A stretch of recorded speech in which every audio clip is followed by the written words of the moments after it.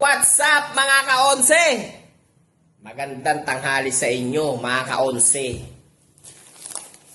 Titikman po natin itong bigay ng aking kaibigan dyan sa harap. Ang bait, no? Binibigyan si ka-onse nyo. Nakalibre na naman tayo ng tanghalian mga ka-onse. Pwede na to. Ito po ay corn dog mga ka-onse. Yan, no? Lalaki, oh. 6 na piraso mga ka-onse.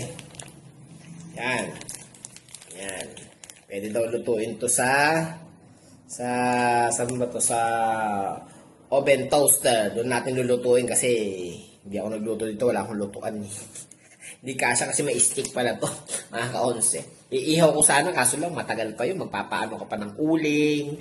Ilalagay natin sa oven toaster. Samahan nyo ako mga ka-onse ha. Babalikan ko kayo mga ka-onse. Bye-bye! What's up mga ka-onse? Welcome back! Ito na po yung corn dog. Lalagay na po natin. Ganito po siya kalaki mga ka-onse. Ang lalaki. Ganito rin kalaki din sa akin. Joke na mga ka-onse. Ito na po, tatlo lang. Hati-hati ka mga aking mga anak. Ito po. Yan. Yan po. Lalaki po, no? First na natin kumain nito mga ka-onse. Nakalibre na mga ka-onse nyo. Iinta po natin siya sa oven mga ka-onse. Oven toaster. Ito po. Pakita ko sa inyo. Yan po. Yan.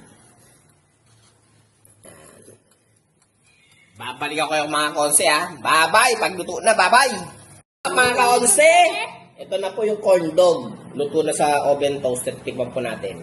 O, kaga tayo mga anak. Bilis. 1, 2, 3, go. Pakita mo. Ano man yun? Ang init. Yeah, oo.